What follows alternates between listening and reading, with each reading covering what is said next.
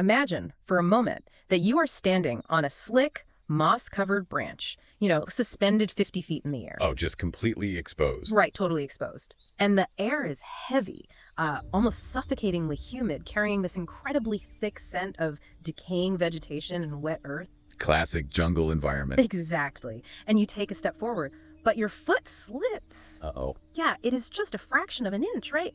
A tiny, almost imperceptible miscalculation. In our modern world, maybe you stumble, you catch yourself on a railing. Use their ego mostly. Exactly. But in this environment, that single misstep instantly triggers a chaotic, terrifying plunge into a dark, churning river below. Because you are suddenly totally at the mercy of gravity. Right. You are no longer the one in control. Gravity and whatever things are waiting in that dark water, they are in control now. And it makes you wonder, have you ever really considered how incredibly fragile the line between predator and prey actually is? It's paper thin. It really is. Like how a single heartbeat, a single shadow shifting, can completely flip the entire script of survival. We definitely tend to view nature through the safety of a screen, right? We just see a beautiful, peaceful green canopy. But beneath those leaves, it is this high-stakes, incredibly asymmetric arms race. Oh, totally. Every organism is constantly calculating risk versus reward, and losing that calculation means you simply don't wake up tomorrow. And that harsh cinematic reality is the focus of our deep dive today. We are breaking down the fiercely complex web of survival that dictates life in the mangrove forests of Borneo Island. It is such an intense ecosystem. It is. And our guide for this journey is this phenomenal wildlife documentary from a source called Apex Truth. And the dedication behind this footage is just staggering. Oh, the production value is insane. Right. They spent over 3 days creating over 100 short, intense scenes just to capture this reality. It's built like a thriller. It really pulls you in. It does. So our mission today is to deconstruct a single dramatic day in this ecosystem, to uncover the hidden rules of survival that govern everything from the smallest monkeys to the apex predators. Okay, let's unpack this. Let's do it. We start our day high in the canopy, right in the thick of this riverside mangrove forest, and we are tracking a very specific resident, a young proboscis monkey. Right, the proboscis monkey, or Saltwater Crocodiles. Yeah. Which is actually entirely endemic to the island of Borneo. Meaning they don't live anywhere else, right? Nowhere else on Earth in the wild. They're specifically adapted to live primarily in these exact riverine and lowland swamp environments. And you can see it in the footage as our young monkey moves slowly along the lower branches, just looking to forage. We had a clear view of how specialized he really is. Right down to his feet. Yeah, the partially webbed toes. It makes these monkeys surprisingly adept swimmers, which is wild to think about. It's a vital adaptation for sure. But his adaptations are about to be put to the ultimate test. Because while he's moving slowly and the camera pans over, you realize a clouded leopard is watching him in complete silence. Such a beautiful but terrifying animal. And looking at the footage of this cat, its build is fascinating. It doesn't have the long, sleek legs of a cheetah or something. It looks incredibly stocky. Well, the clouded leopard is, it's just an absolute masterpiece of evolutionary engineering. It is specifically optimized for arboreal hunting. Meaning hunting up in the trees. Exactly. The morphology you're noticing, that sturdy, muscular body and relatively short legs, that is a massive advantage in the canopy. How so? I think long legs would help you jump. You'd think so, but short legs actually provide a much lower center of gravity and immense torque. Yeah. But the real secret weapon lies in their ankles. Wait, their ankles? Yeah, their rear ankles can actually supinate, meaning they can rotate backward. Oh, wow. That's crazy. It's incredible. This allows the clouded leopard to literally hang completely upside down from branches by his hind legs. Or, climb headfirst down a tree trunk like a squirrel. Just zero wasted energy. Exactly. They navigate these precarious, high-altitude branches with complete mechanical efficiency. And you see that efficiency. The tension in this scene is just palpable. The leopard is coiled, and then it lunges. Just zero warning. Right, it is an explosion of violence. But the young monkey doesn't try to run back up the tree. Its reaction is instantaneous. It just lets go. It just drops. It drops entirely from the branch. The leopard immediately dives right after it, and both of them plummet straight down into the river below. It is literally like watching a high-speed rooftop chase that suddenly, violently turns into a plunge into a treacherous, unknown abyss. It's such a radical evasion tactic. The monkey is essentially using gravity as a shield, just gambling that the drop is less dangerous than the cat's jaws. And the terrain completely changes in a split second. From air and branches to heavy water and currents, both animals hit the water hard, and the chase instantly transitions from this vertical drop to a desperate aquatic scramble. And those web toes suddenly come in handy. Exactly. The young monkey is fighting the water, fighting the current, and he actually manages to reach the muddy shore first. But he doesn't pause to catch his breath. No time for that. Right. The instant his feet hit the mud, he launches himself up the nearest tree trunk at this absolutely panicked speed. What's fascinating here is that this upward scramble isn't a conscious, calculated decision. Like he's not planning it out. Not at all. The monkey isn't assessing the mud and thinking, I should probably secure a high vantage point. Yeah. This is a purely autonomic nervous system response. When an animal is in a state of sheer terror, the amygdala essentially hijacks the brain. So it's akin to human muscle memory during a crisis, like when you're driving and someone slams on their brakes in front of you. Yes, perfect example. Your foot hits the brake pedal before your conscious brain has even processed the danger. Like, the action is completed by the spine and the lower brain functions before the visual cortex even catches up. That captures the mechanism perfectly. For millions of years, the ground in a jungle has been the domain of heavy predators. So for primates, height equals safety. It's hardwired. Entirely. The cortisol and adrenaline flooding the monkey system mandate one single action, which is climb.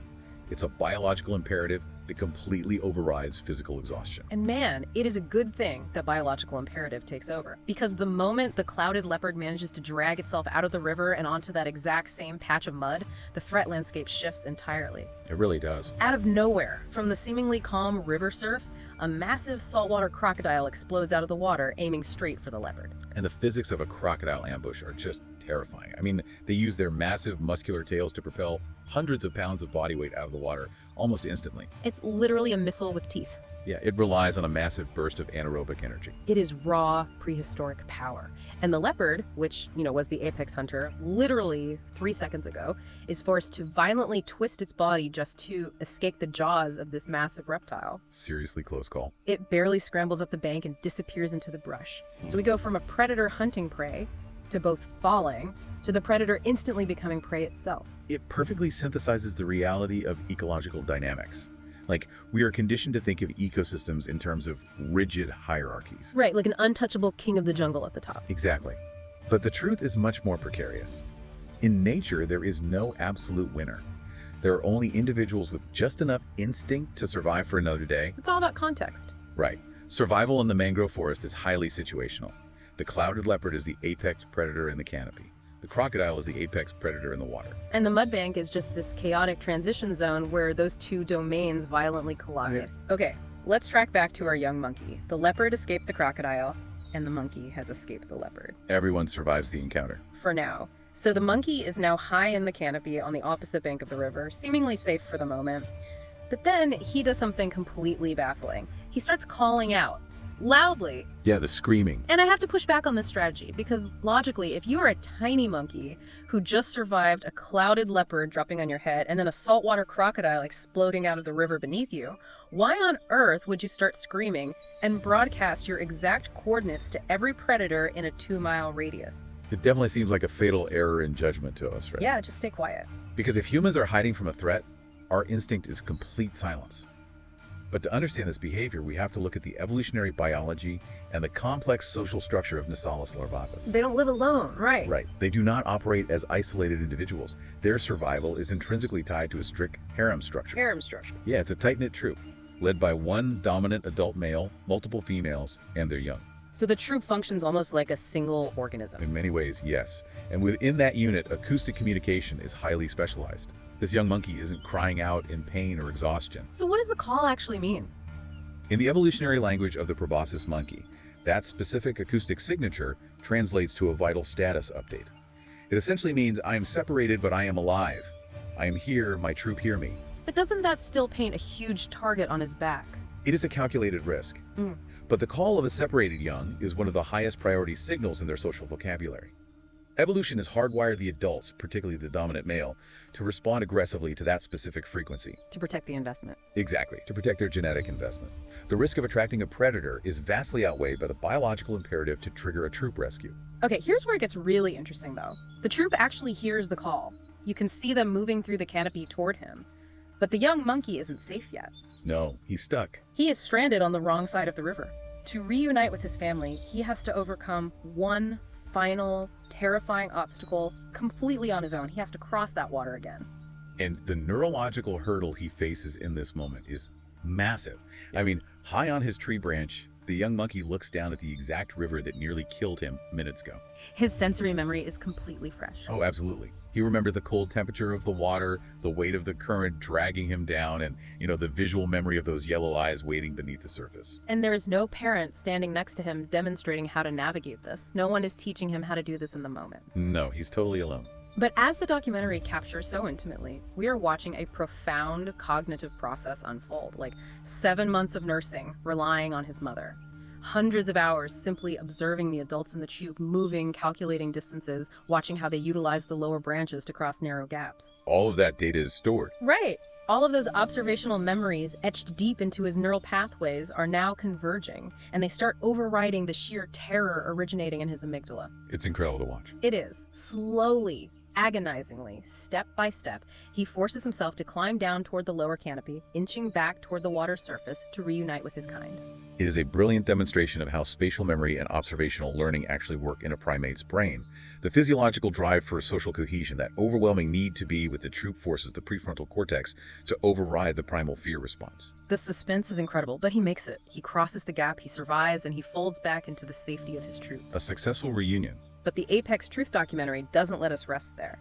The timeline shifts forward. The light in the forest begins to change. Dusk falls over the river. The shadows lengthen, and the entire troop begins to move to forage for one last meal before total nightfall. And dusk triggers a massive shift in the behavioral ecology of the forest. Like the changing of the guard. Right? Exactly.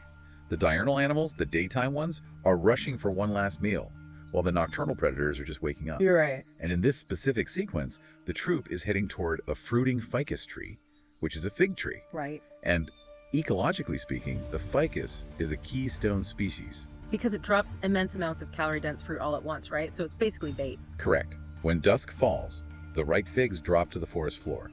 And this turns the area beneath the tree into a highly concentrated resource patch. It acts as a massive magnet. Drawing in everyone. Yeah, drawing in squirrels, small birds, and a wide variety of omnivores that are just desperate for calories before dark. But in an environment like this, a concentrated resource patch is really just another word for a hunting ground. Oh, absolutely. Wherever there is an abundance of food, danger follows. As the smaller animals gather in the fading light to eat the fallen figs, this massive python suddenly strikes out from the shadows at one of the foraging animals. The strike is incredibly fast, but the python actually miscalculates the distance. Right. Its first hunt fails and the prey just scatters. But the danger doesn't dissipate. No, it just shifts. Because the python is not the only predator utilizing the fig tree as a trap. A clouded leopard, maybe the same one from earlier, maybe another one, has been completely camouflaged, silently observing this entire sequence. This worry. It watched the prey gather, it watched the snake strike, and crucially, it watched the snake miss. Right. And the second the python extends itself and loses its coiled defensive posture after that failed strike, the clouded leopard dashes out to attack the giant snake. The climax here is just breathtaking, but the confrontation immediately subverts our expectations. Right, because snakes usually flee. Exactly. But the python doesn't attempt to slither away at all. It absorbs the initial impact and instantly counters. It's so fast. It whips its massive muscular body around, tightly wrapping its coils around the clouded leopard, utilizing its immense strength to constrict. It is terrifying to watch. The leopard, which, initiated the attack, is instantly immobilized. Let's dig into the mechanics of this, because it isn't just about squeezing the air out of the cat's lungs, is it? No, and that's actually a very popular misconception. People think pythons kill by suffocation, like simply preventing the prey from inhaling. Right. But the biological reality is much more efficient and, frankly, lethal. Constriction is a highly evolved mechanism designed to induce rapid cardiovascular arrest. Wow. Yeah. The immense pressure exerted by the python's coils overwhelms the prey's circulatory system. It literally cuts off the venous return of blood to the heart. So the heart just has nothing to pump. Exactly. Blood pressure plummets, ischemia sets in, and the prey loses consciousness very rapidly due to lack of blood flow to the brain. So the leopard saw a moment of vulnerability, attacked, and within seconds finds its own cardiovascular system completely failing. It went from apex predator to victim in the blink of an eye. If we connect this to the bigger picture, this sequence at the fig tree shatters the overly simplistic way we are generally taught about ecology. Like the food chain. Right. We're usually taught to view ecosystems as a vertical, linear food chain. Grass is at the bottom, herbivores eat the grass, small predators eat the herbivores, and big cats eat the small predators. End of story. But the Borneo mangrove forest is demonstrating something entirely different. It's not a chain at all. It's a web of trophic interactions where the arrows are pointing in every conceivable direction. Precisely. It is an asymmetric predator-prey arms race. Proboscis monkeys, massive pythons, clouded leopards, saltwater crocodiles, they're all participating in this massively overlapping arena. Right. No single species completely dominates. No one sits comfortably at the top. Every action is governed by a delicate, split-second calculus of instinct, opportunity, and extreme risk. The leopard calculated that a distracted python was a viable food source. But the python's tactile reflexes and constriction mechanisms simply deployed faster. Exactly. So what does this all mean? We have tracked a young primate falling from the canopy, relying on autonomic reflexes to survive a crocodile, utilizing specialized acoustic signals to find its troop, and pushing past profound neurological fear to cross a river. A very busy day. Very. We've watched top-tier predators hunt each other in the dark beneath a keystone fig tree. Looking at this single day documented by Apex Truth, what is the ultimate insight for you? For me, the insight is a fundamental shift in how we approach conservation. Okay. Protecting wild habitats like the mangrove forests of Borneo cannot just be about preserving a beautiful expanse of trees or, even saving one specific iconic species. It is about protecting an unimaginably complex, razor-thin equilibrium. Because they all rely on each other. Entirely. Thousands of species are locked into this desperate, interdependent web. If you remove the ficus trees, the herbivore populations crash. If the herbivores vanish, the trophic cascade forces pythons and leopards to starve, or maybe encroach on human settlements. And vice versa, right? Right. If you remove the apex predators, herbivore populations explode and strip the forest bare. Every single biological mechanism we discussed today, from the leopard's supinating ankles to the monkey's amygdala response, was forged by millions of years of evolutionary pressure within this specific web. You cannot remove a single thread without unraveling the entire machine. It changes your perspective entirely. You stop seeing a jungle and you start seeing this highly turned engine made of living, breathing parts. It really is the ultimate testament to the resilience and, honestly, the ruthlessness of life. It really is. Well, it is about time for us to wrap up this deep dive into the mangroves of Borneo. But before you turn off this deep dive, I want to leave you with one final lingering question to mull over on your own. Well, this should be good. We have just spent our time exploring how millions of years of brutal evolutionary pressure have hardwired incredible split-second survival reflexes right into the nervous system of a young monkey. When the threat appeared, the monkey didn't consciously think. Its ancient biology just took over. Right. And it makes you wonder, sitting there right now, commuting to work, or maybe walking around your neighborhood, what ancient, long-forgotten survival instincts are still quietly programmed into your own human nervous system? Oh, wow. What deep ancestral reflexes are lying totally dormant inside your biology, just waiting for the modern world to slip away and the right moment of pure danger to finally wake them up?